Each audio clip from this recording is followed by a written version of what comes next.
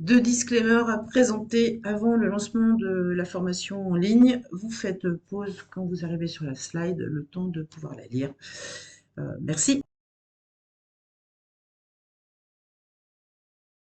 Bonjour et bienvenue dans cette vidéo consacrée à Cat et Dash. J'ai donc sélectionné le projet sur lequel je travaillais et je vais commencer par la page résumé. Donc cette page résumée vous donne en quelques cartes des informations concernant votre data frame. Vous savez combien de mots-clés exploitables vous avez, le volume que ça représente. Idem sur les archivés, le nombre de clusters que vous avez déjà fait et les segmentations automatiques que vous avez lancées. Et notamment, nous avons le branding dedans. Une information qui nous dit qu'on a 315 mots-clés Quick Win clients. Et ici, une première information qui va vous permettre de vous dire, eh bien, j'ai encore du nettoyage puisque dans le cadre de notre étude sémantique, nous sommes sur un site e-commerce qui vend des croquettes, des friandises, des pâtés, etc. Un terme comme chien tout court ou australien berger ou border collie ne nous intéresse pas vraiment puisqu'ils ne sont pas associés à un produit que nous vendons. Donc ça veut dire qu'on a encore un peu de nettoyage à faire sur l'archivage. Bon, la concurrence, c'est le rappel de nos concurrents. Les performances du client, vous savez le nombre de mots-clés sur son top 3, top 10 ou top 20, et son volume moyen par mot-clé. Donc au niveau du data frame, nous sommes à 776. Le client est un tout petit peu plus performant puisque nous sommes sur une valeur de moyenne de 1000 recherches par mois, en sachant qu'on a éliminé tous les mots-clés qui étaient inférieurs à 100 en termes de volume. Donc voici pour la partie tableau de bord global en fait de Cat et Dash et un petit tableau récapitulatif qui vous permet de voir le top des mots-clés par volume de recherche. On vous en présente 25 sur le tableau, mais vous pouvez passer à 50 ou à 100. Exporter la totalité de votre fichier. On va passer aux autres visus. Donc les statistiques clients, les mots-clés objectifs, potentiel de visibilité, cluster et projection, tout se présente un peu de la même façon, c'est-à-dire que très souvent, enfin quasiment tout le temps, vous allez trouver un petit explicatif de pourquoi ou comment on fait ou etc. Peut-être des moteurs de filtre, graphique avec un tableau associé et une analyse autogénérée basée sur les données que vous êtes en train de voir. Donc sur cette partie statistiques clients qui sont des statistiques pardon, un peu basiques entre guillemets, on va avoir la répartition des intentions, la répartition des volumes, la répartition des traînes. Chaque fois, l'analyse autogénérée est recalculée en fonction de ce que vous avez choisi. Vous avez ici des filtres. Vous pouvez choisir. Là, c'est tout le data frame, clients et concurrents confondus, mais vous pouvez filtrer, par exemple, que sur votre client. Donc là, vous n'avez pas les mêmes graphes et vous n'avez pas les mêmes analyses SEO autogénérées, ni les mêmes informations dans le tableau. Et lorsque vous avez ciblé sur une entité, un nouveau filtre est apparu qui vous permet de filtrer votre entité sur un segment de position particulier, par exemple le potentiel. Donc le potentiel va vous donner les positions deuxième page, top 11 à 20, avec un nouveau calcul, des nouveaux chiffres et une nouvelle analyse. Le graphique stratégique est un peu particulier puisque c'est un graphique qui, qui est basé sur les 250 mots-clés au plus fort volume et vous avez une triple vue. En fait, vous avez une vue sur les intentions, le volume et le type de traîne. Et c'est plutôt sympa si vous avez envie de voir, par exemple, euh, les gros mots-clés en courte traîne, par exemple. Bon, par exemple, ici, on a le mot-clé litière chat, donc qui est en courte traîne, qui a un volume qui est plutôt intéressant. Ici, vous pouvez, en glissant, vous pouvez filtrer et améliorer votre visualisation pour aller découvrir d'autres mots-clés. C'est surtout intéressant sur une vue globale. On revient sur Autoscale. Donc c'est surtout intéressant sur une vue globale pour voir un peu où sont les gros nœuds sur le type de traîne, les volumes et la répartition des intentions par les couleurs. Et vous avez également une analyse autogénérée et le top 10 des mots-clés les plus volumineux que vous pouvez télécharger et que sa répartition en tête de. Sur la partie mots-clés objectifs, vous avez une vue en tableau. Quand on fait la fusion des datasets, on enrichit le data frame et c'est là qu'on calcule ces segments de profil SEO, que j'ai appelé profil SEO, que sont les quick wins, les sous-exploités et les forts potentiels. Pour chacune de ces vues, ici, vous avez un petit expandeur qui vous explique ce qu'est un mot-clé fort potentiel, sous-exploité ou quick win. Le hors profil étant tous les mots-clés qui n'entrent pas dans une de ces cases. Donc, lorsque vous êtes sur les quick wins, vous pouvez trier par mot, par catégorie ou par volume. Donc là, je suis repassée en mode volume. Et donc, vous avez ici les mots-clés avec le plus gros volume. Et ça vous permet de voir aussi qu'il y a encore des choses qui ne sont peut-être pas adaptées à notre data frame, parce qu'on n'a pas encore peut-être fait suffisamment de nettoyage. Potentiel de visibilité. Le potentiel de visibilité, c'est en fait votre répartition des mots-clés en fonction de leur position. Donc, vous avez ici la couverture client, l'explication de la couverture client en fonction de notre positionnement SEO. Donc là, vous l'avez de manière individuelle. Donc, vous retrouvez un graphique, des filtres et une petite analyse SEO. Ici, vous avez une synthèse stratégique par plage de position avec un explicatif. Et vous avez une vue concurrentielle. Donc, cette vue concurrentielle va vous donner par top position comment vous êtes situé. Donc, vous avez ici la légende avec les couleurs. Vous pouvez, je ne veux plus voir Franklin, ben, je décoche Franklin. Je ne veux plus voir Hector, j'enlève Hector. Voilà, je veux juste être comparé à Jaffi. Hop, je fais ça, je Jaffi Franklin, par exemple. En sachant qu'on ne va pas, on a supprimé on a archivé les mots-clés supérieurs à 50. Donc, je n'en vois qu'une partie, en fait.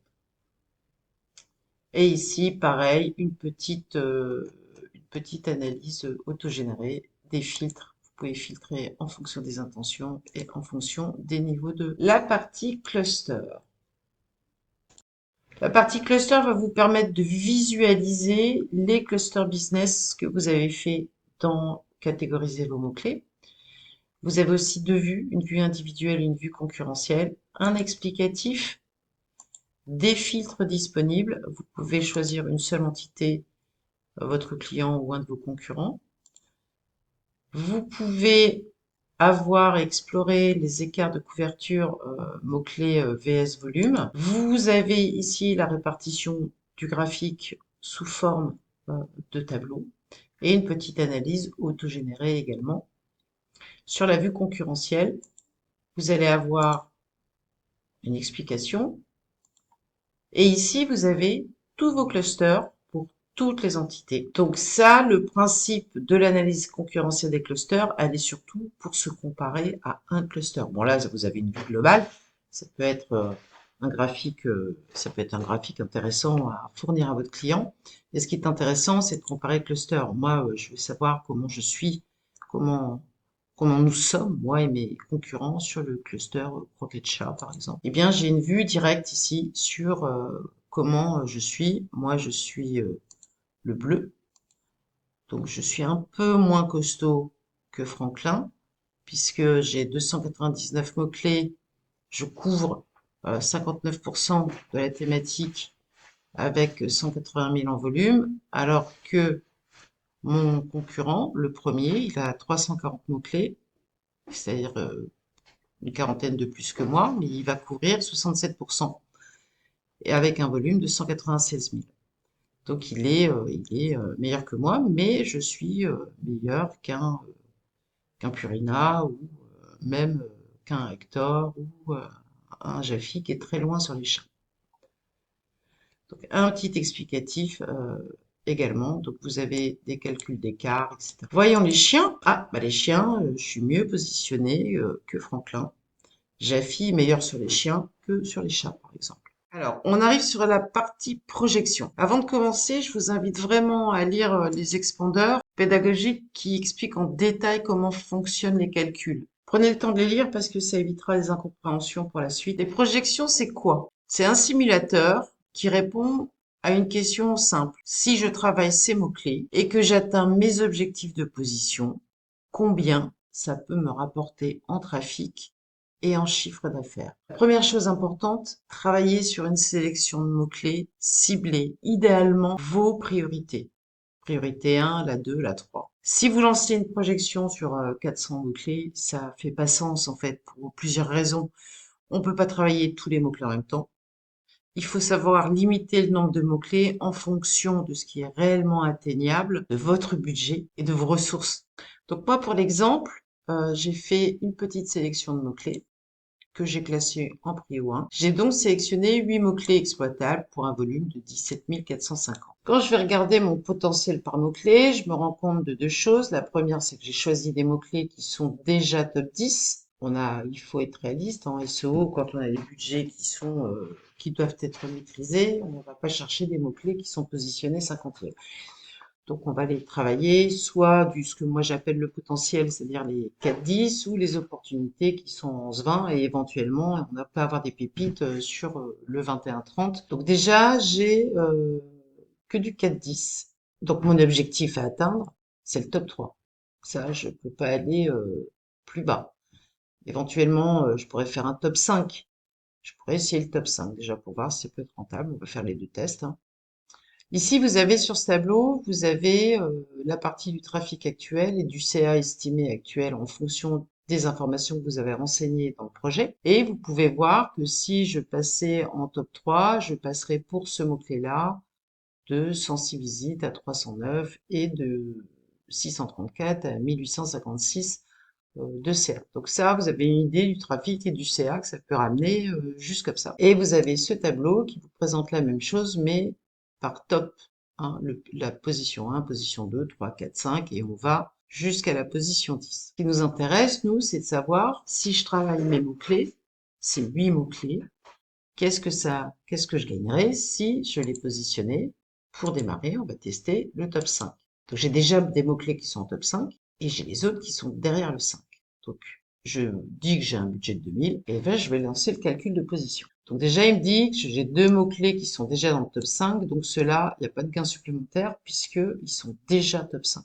Donc là, on pourrait gagner rapidement, entre 1 et 3 mois, 1000 euros par mois. Et ensuite, sur une estimation à 4-9 mois, on pourrait gagner 1307 euros par mois. Donc j'ai un delta qui est pas énorme, hein, parce que c'est 1091 en 3 mois pour 1307 en plus de 9 mois.